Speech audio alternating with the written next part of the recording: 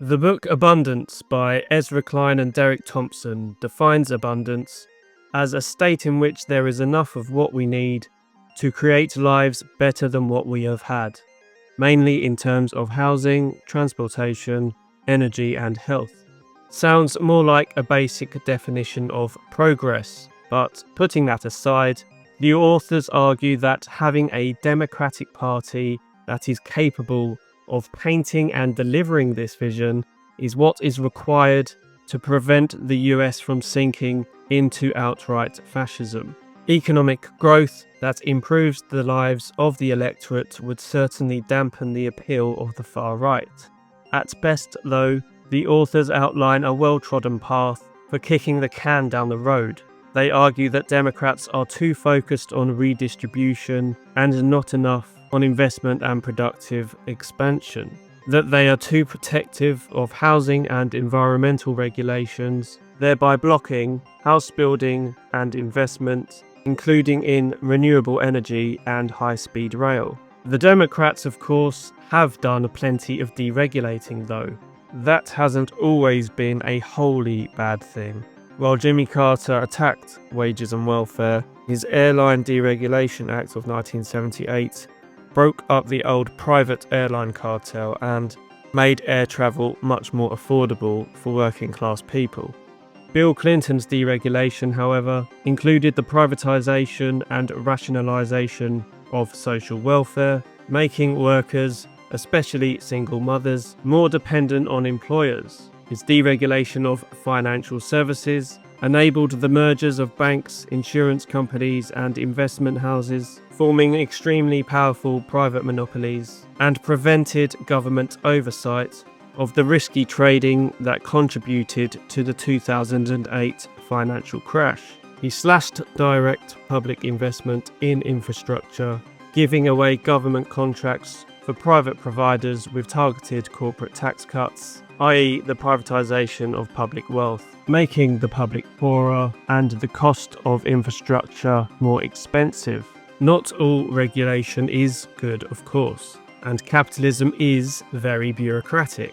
Klein and Thompson decry the rise of what they call legalism, but that is partly symptomatic of the decline of unions, which has made civilians more dependent on courts to challenge corporations and the capitalist state. More importantly, commercial secrecy demands mountains of red tape and costly enforcement. The 1946 Administrative Procedure Act, which governs much of the federal government's bureaucratic workings, was adopted at the behest of businesses and corporations. Fossil fuel companies that dominate the capitalist state have secured state regulation to block the advancement of clean, abundant nuclear energy. A lot of housing regulation is designed by house builders and homeowners to block building in order to keep house prices high, which is partly incentivized by rising building costs, which indeed could be lowered by improving productivity in general. Targeting this sort of regulation might have some upsides if fossil fuel and house building monopolies are weakened. The past 50-odd years of deregulation and corporation tax cuts, delivered by both Democrats and Republicans, has delivered absolute GDP growth on a massive scale, yet the electorate is increasingly poorer. While absolute growth has surged, the rate of growth has tended to slow down and has now more or less flatlined. GDP growth and capital accumulation depend on a largely zero-sum game, whereby the capitalist is increasingly dependent on robbing the worker, not only through the wage system, but through higher income tax and higher consumer prices. The latter two also involve the capitalist robbing his competitor. While a lot of workers have had a taste of abundance in terms of cheap consumer goods, partly thanks to imports from China, the basis of whose economy is still publicly owned, underemployment and unemployment in the US have tended to rise, and essentials like housing and healthcare have become unaffordable. Now the price of non-essentials is increasingly out of reach as well because of inflation and the falling purchasing power of wages and money, which are symptomatic outcomes of the rising needs of capital accumulation. Klein and Thompson essentially propose moves to revive capital accumulation by opening up space for renewable energy, house building, and high-speed rail. The logic of accumulation, though, is two-faced.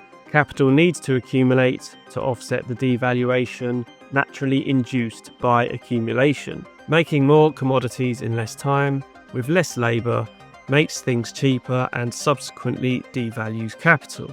Something that the automation revolution is badly exacerbating. That means capital also needs scarcity. At certain points, devaluation incentivizes investment by making production cheaper, but at other points it disincentivizes investment because prices fall too low to sustain profitability, or because an innovative edge that enabled low sales prices compared to competitors is lost. Accumulation through mergers and monopolization are required to offset a recession, boosting economies of scale. A calculated level of artificial scarcity keeps supply low relative to demand, and therefore prices high enough to ensure profitability. Even then, private enterprise usually requires a rising amount of rent-seeking and state subsidies, further bleeding the public dry, including the smaller capitalists, which the state can no longer afford to help, as it is forced to redistribute subsidies upwards. The more this contradiction intensifies over time, the more scarcity tends to increase, at first relatively and then absolutely. Investment becomes unprofitable, not primarily because of regulations, but because of the contradictions inherent to capital accumulation. Thompson and Klein do promote a greater role for the state in terms of the subsidization and the directing of planning of production, but that will surely require higher taxation and borrowing, upping the burden on income tax, and/or demanding cuts in subsidies for older forms of capital, which are massive sources of tax revenue. The US's national debt and annual tax deficit is already extremely high, tending to make the cost of borrowing higher and higher, making lenders more nervous, and so demanding of higher interest rates, only to further undermine the sustainability of the tax base they depend on. Renewables are a form of automation. They need to be publicly owned for their massive potential to be realisable. Fossil fuel, in contrast, is not reusable once burned, generating new demand for subsidised extraction. Fossil fuel conglomerates will never accept cuts to their subsidies. They need to be bought out by the state. Without confronting the relations or ownership of production, Klein and Thompson can only offer temporary or false promises. The vast majority of US mergers and acquisitions have arrived since the 1980s.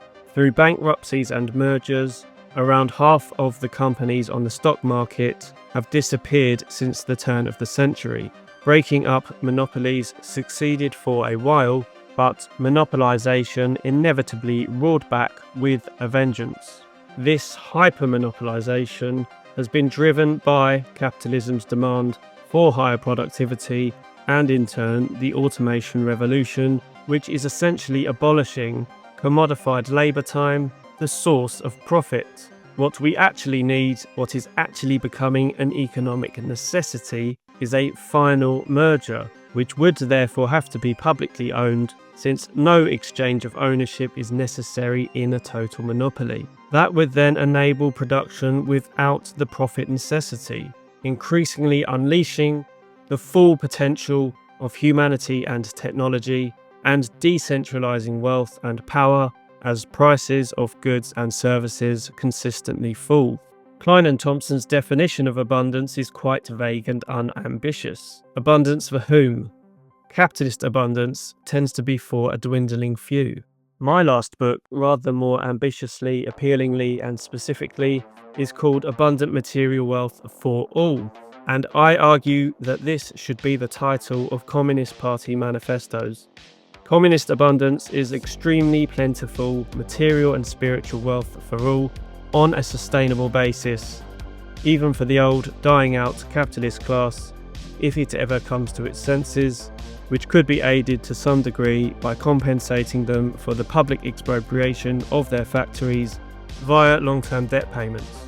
The draft manifesto outlined in the book suggests the following 12-point plan. 1. Sovereignty of the people and nation. Since the working class has no stake in the nation, a de facto oligarchic plutocracy, while it remains ruled by the capitalist class and the dictates of capital accumulation. 2. A transition to the full public ownership of production and services, thereby enabling continually falling prices and rising economic independence for all. 3. A clean industrial, energy and farming revolution that is actually clean. 4. Full employment, including earn-as-you-learn trainee schemes. That means no fees for apprenticeships and retraining. 5. Continual reduction in the length of the working week and retirement age, thereby revitalising independent creativity and craftsmanship. 6. The abolition of exploitation and economic crises. 7. Universal education, health, social and childcare, free at the point of access, and low-cost, highly accessible public transport. 8. Cancel all mortgages and personal debt, regardless of class. 9. Low-cost rent and high-quality housing for all. 10. A new constitution, written by the people, voluntarily and implemented with their consent, enshrining the rights of humanity to equality, privacy, peaceful protest, free speech, fair trials, religious freedom, housing, work, education, health, social and childcare in a People's Democratic Socialist Republic. 11. Revitalise space exploration and the development of generalised off-world tourism. 12. Build great monuments to all generations of the working class. This vision is not achievable quickly or linearly, of course, because of the opposition and propaganda we face, and because of the time it takes to train, reorganise, innovate, grow, build and adjust. Achievable it most definitely is though, if and once we take the economy under public ownership. That way the proceeds of investment and production are reinvested in social accumulation rather than capital accumulation. Capitalism is a system whereby an increasingly large proportion of profits necessarily tends to go not into reinvestment but to shareholders, meaning an increasingly large proportion of money sits idle in bank accounts, making society increasingly unmaintainable, let alone improvable. The very real prospects of things like advanced 3D printing for all, quantum computing and nuclear fusion are unrealizable. Free, abundant energy is obviously not profitable.